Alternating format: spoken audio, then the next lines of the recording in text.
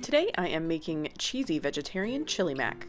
This video is part of a collaboration for Macaroni Day, hosted by Jim from Jim's Kitchen. If you'd like to see the other videos in this collab, you can do a search for the hashtag Macaroni Mania.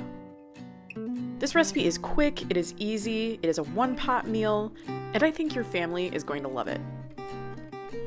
I'm going to be cutting this recipe in half, but I will link the full recipe in the description down below.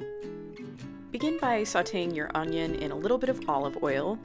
I grated my onion, you can dice it if you like, just do what feels right for you, and you can even increase or decrease the amount of onion depending on your taste.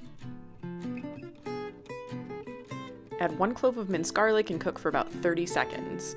I like to add the garlic a little bit later in the cooking process so that I do not burn it. When you're done cooking the onion and garlic, add your flour and your chili powder, and then go ahead and stir that for 2 minutes. You want to stir that pretty much constantly, and this mixture will coat the bottom of the pan. Once the 2 minutes are up, add your diced tomatoes. I personally like to use these fire-roasted diced tomatoes. I think they add a lot of flavor. You can use regular diced tomatoes, pretty much anything that you have in your pantry. Add your tomato sauce, your veggie broth. I use better than bouillon. It's just easy to keep this on hand.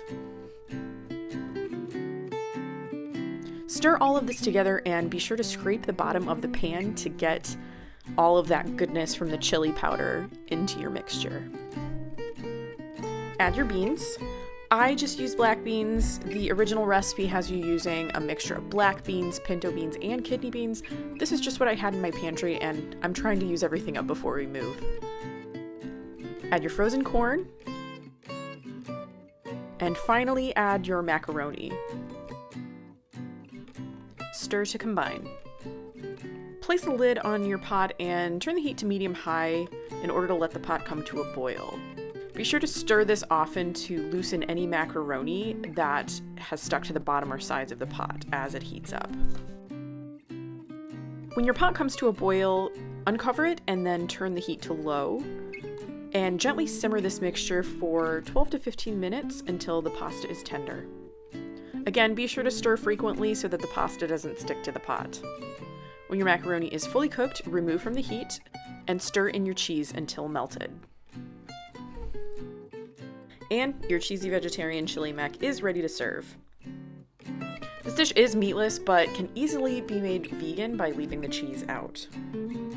I hope you enjoyed this video. If you did, please give it a thumbs up and subscribe to my channel by clicking on the red button below.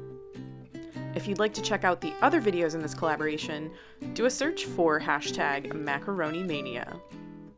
Thanks again for watching, and I will see you in my next video.